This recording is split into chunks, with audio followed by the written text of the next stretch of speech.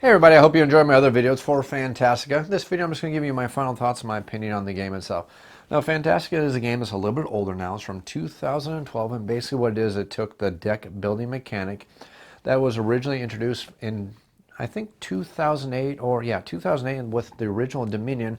And what it is, it did something that was very rarely done back at that point. It added a board that mattered to the game of a deck building game.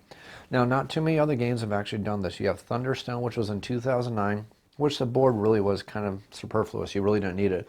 All it did was just allow you to track how the cards were moving down the track, which was, yeah, you didn't really need it at all. So the only other game that really had a board involved in a deck builder that I can think of is Trains, which also came out in 2012, the same year that Fantastic came out. Now, Fantastiqa has taken the deck building mechanic, added in a board, which matters, and it's a very important part of the mechanics. So you're no longer just looking at a stack of cards and just picking any kind of card you want at random, because you're no longer able to pick any cards you want. You're limited on what kind of cards you can pick based on how you're moving around a board, how you're interacting with the board, where you're positioning yourself, and trying to smartly position yourself in a way that you can pick up the cards that you need when you need them, because like all deck building games, you don't want to have an overly bloated deck, because once your deck becomes bloated, you can never have the cards you have in your hand that you need when you need them, and plus it slows you down. So this has also done something that was also rare back in that time. It allowed you to have a deck deconstruction mechanic, which also was not really that much used, not that popular back in that time. So in this game, what it allowed you to do is once your deck got too bloated, you started getting too many cards in your hand, it gave you the ability to expend gems to start discarding cards permanently, removing them from your hand so you can make your deck in your hand much more efficient. So this is taken the deck building mechanic and it evolved it in 2012, which is 5 years ago now, and it improved upon the deck building mechanics to make a much better game, a game that allowed much more, I don't want to say interaction because that's definitely not the word I'm looking for, but much more strategy to the game, because it allowed you to make strategies, allowed you to interact with the board differently, causing you to constantly plan in advance what kind of turns you're going to have, beyond the fact of just waiting for certain cards to come in your hand and trying to go out there and buy things, because you had to plan in advance for what you wanted to do. And what it did is it took that kind of mechanic and added that with a very whimsical theme. I mean, this is an extremely whimsical theme. This is a theme that throws back to classic C.S. Lewis, The Lion, the Witch, and the Wardrobe, and that series of books. You can look at Ralph S. Motorcycle and other series of books where it was the child's whimsy and the dreams and the aspirations of a child and their world of make-believe and pretend, and takes all that wonderful imagination, all that wonderful magic, and puts it into the theme of a game. So what you have is you have this interesting game where you have this very whimsical theme built into a game that has some really deep strategy involved in the game, which is a very interesting way to look at the game. Because at the cover, at the onset, if you just look at the game, just look at the box, it's very strange. You look at the game and you look at it as a very whimsical theme, very lighthearted game, where you're basically using things such as a magic wand, which is a toothbrush. You have your magic sword, which is basically a spatula, and you have your net, which is basically your blanket or whatever it happens to be. You have your mighty protector, your dog. You have your cat that goes out there and attacks. But it's all from the realm of make-believe, all from the world of pretend. All that world of pretend goes into mix with a game that has a lot of deep strategy.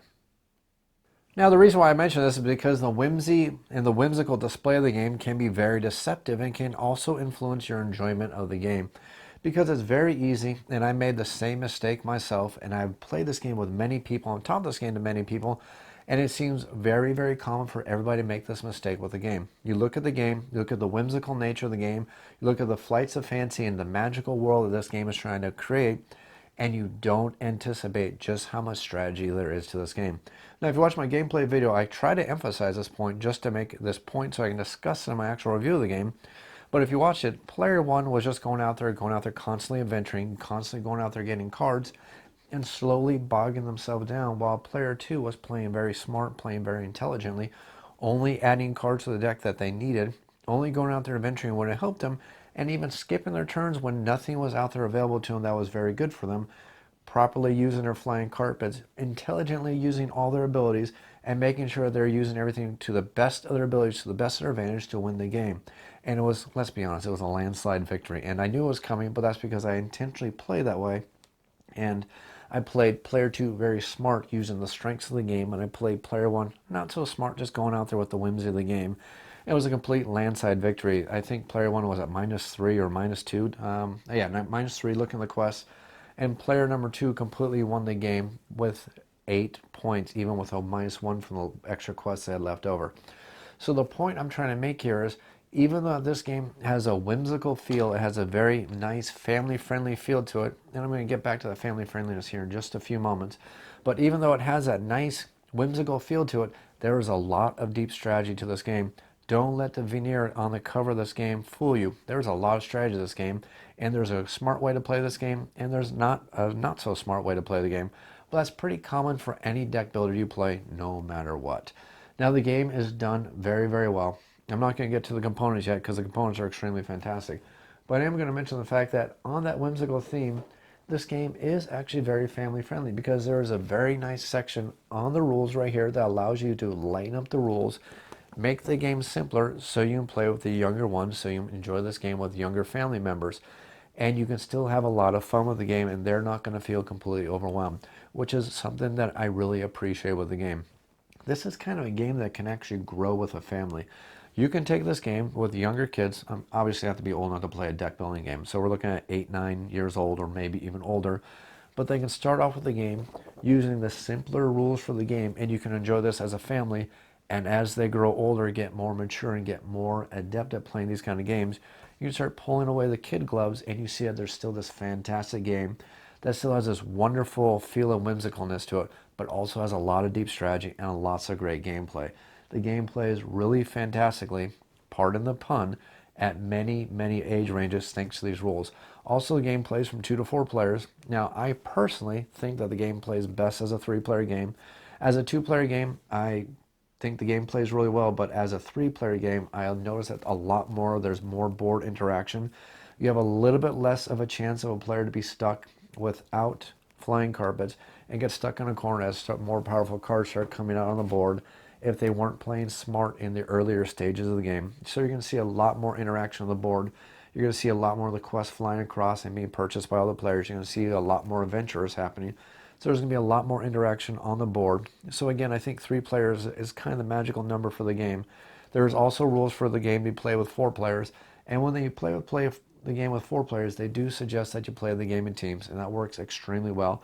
Also allows the board to go across and be developed and evolved quite a bit, and still allow the game to be played in a good amount of time, allowing you to play the game in about an hour, hour and a half tops with 4 players.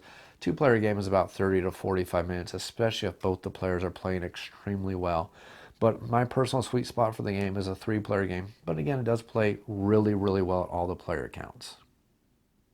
Now, Fantastiqa is a little bit of an older game. It's been out for 5 years now, so that's actually kind of a good thing because that does mean there's actually a lot of expansions available for the game. I believe there's 9 or maybe even 10 expansions available for the game, and they're all mini expansions. But the really cool thing about every one of these expansions is they're going to modify the gameplay a little bit. Some are going to shorten the gameplay. Some are going to extend the gameplay. Some are going to allow more interaction. Some are going to allow a little bit less interaction. But they're all going to affect the game in different ways. I personally would not play with more than 2 expansions at any single time. And I've noticed that some expansions seem to interact really, really well with other expansions, while some expansions, not so much. Matter of fact, when I first teach the game, I always like to use these sky crystals for the simple fact it allows the players to have a little bit more money without having to be affected by the ravens quite as badly, because sometimes those ravens can hit you at the wrong time, and we saw that happen actually in the sample gameplay. One player had a lot of money, was getting ready to go ahead and visit the Beast Bazaar, and then they got hit by the raven, which was at a terrible, terrible time, so it was a little bit of misfortune. But at least the sky gems can help minimize that just a little bit. I also like the extra event cards because they're going to add a lot more to the board, a lot more interaction, a lot more reasons to kind of change up your strategy, because sometimes those events are going to do things like adding crystals at a location, so you may change your strategy. You may originally just thinking that you're going to do something, but then realize that you only need 1 more gem. Maybe you'll get 2 gems by defeating an enemy, so it's going to kind of change up your strategies a little bit.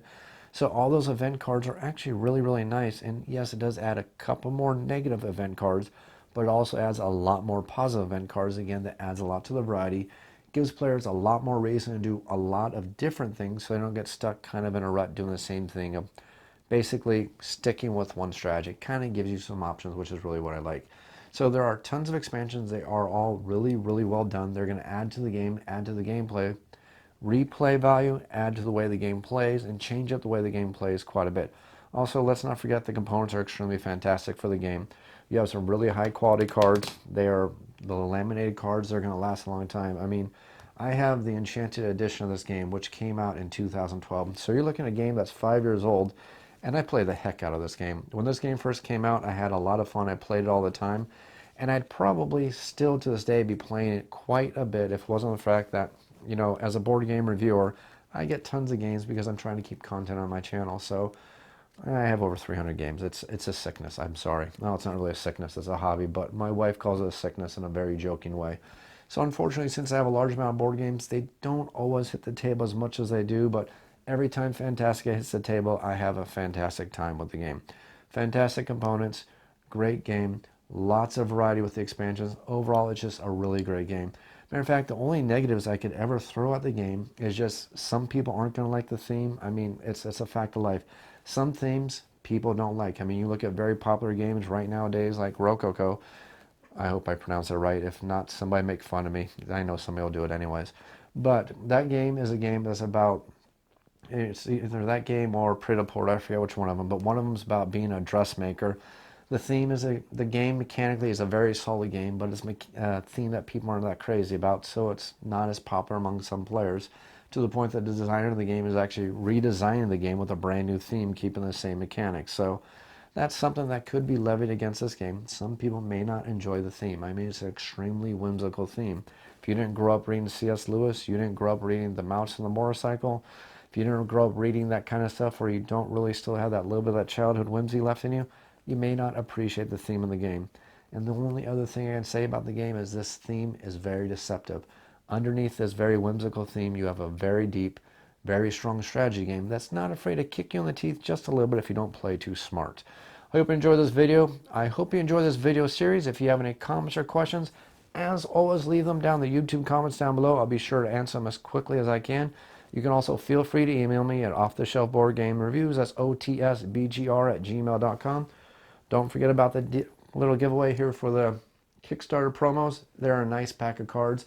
It adds some variety, adds an extra creature to the Beast Bazaar, it adds an extra event. It's going to add a little bit of variety to the base game. Not so much, but just enough to add a little more fun to the game. If you enjoy this video series, click that like button, click that subscribe button, because your subscriptions do matter. Because remember, this is a self-funded channel, 100% self-funded, so I appreciate all your subscriptions and your likes. Thanks for watching.